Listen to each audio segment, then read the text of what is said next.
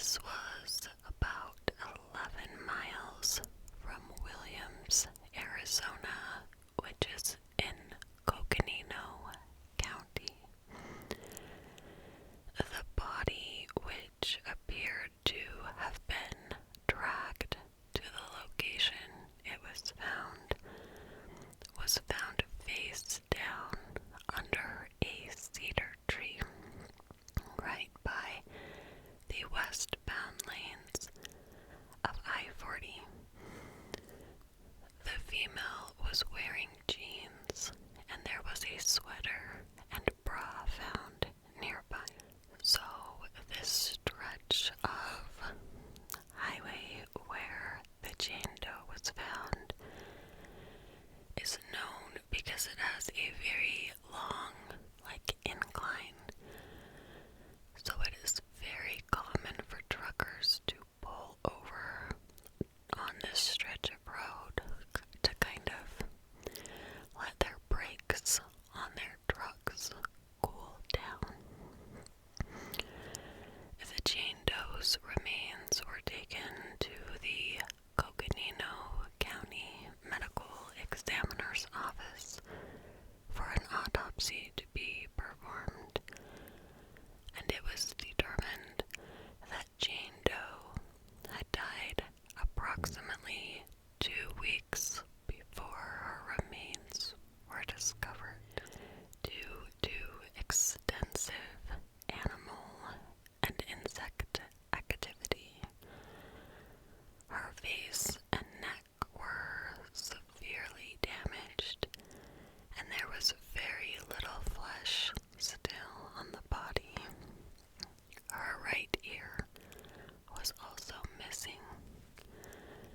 There were no signs of sexual assault, and while the cause of death was not able to be determined, police did believe that this was a homicide. So the Jane Doe's hyoid bone was intact, and this is a small bone inside your neck that is often broken in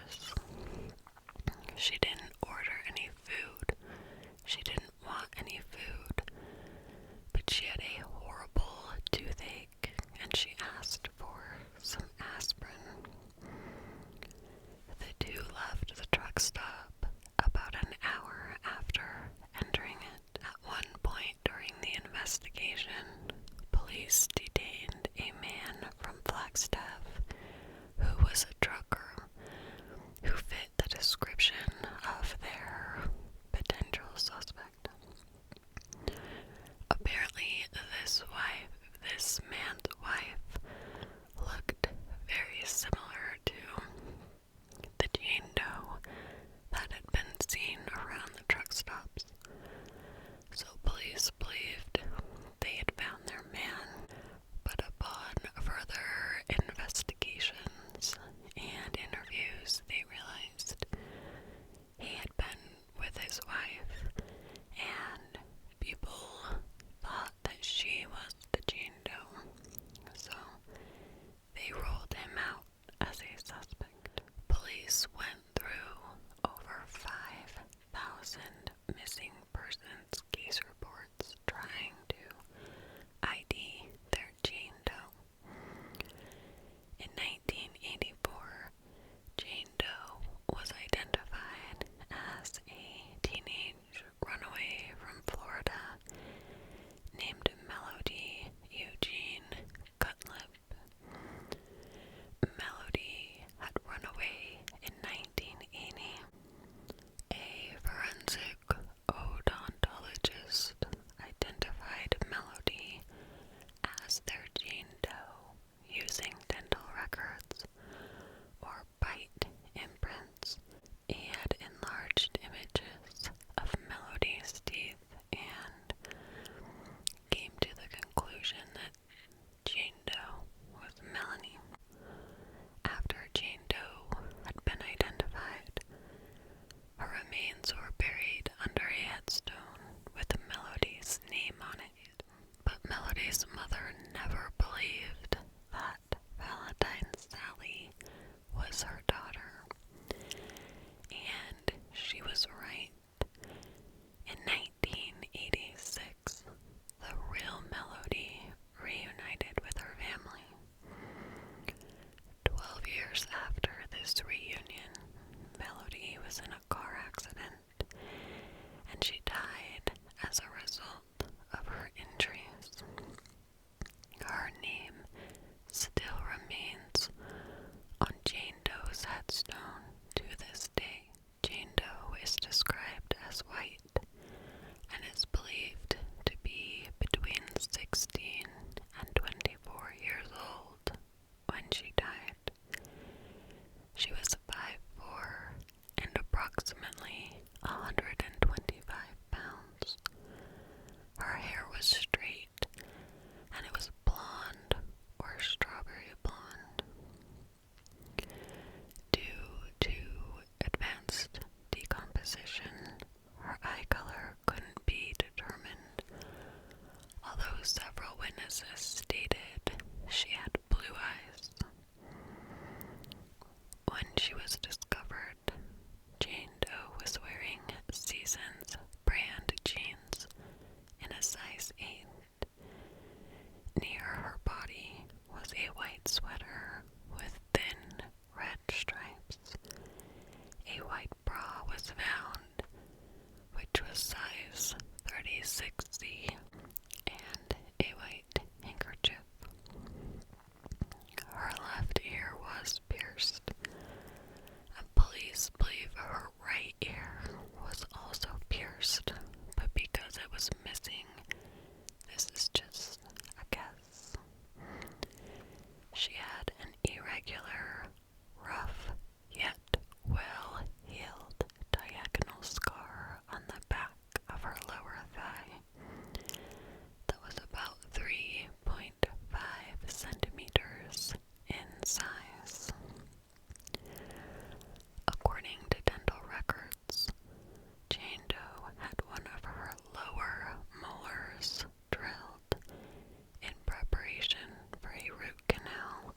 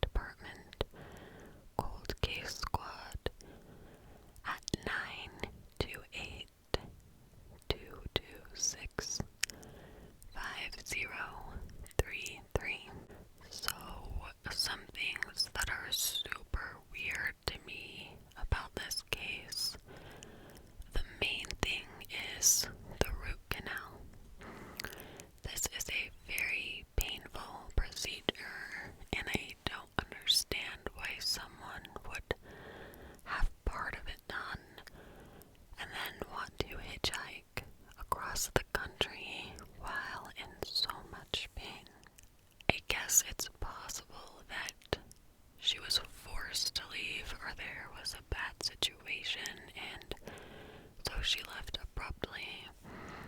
But it's interesting to me that with all of the media coverage of the Valentine Sally case, no dentists from the Phoenix area or anywhere came forward to say that this was their patient or they think it may be their patient. I just think it's interesting that no one ever came forward. While I do think foul play was likely involved, there is always the possibility that she had a major infection, maybe not just in her tooth, but like it had gone into her jaw. She became dehydrated, hitchhiking through the Arizona desert, and died because of that. I think it's unlikely, but I do think there is a slim chance that that could have happened. Although the evidence points to the fact that she was actually dragged, so I don't know. Let me know what you guys think in the case. I'm just going to quickly cite my sources.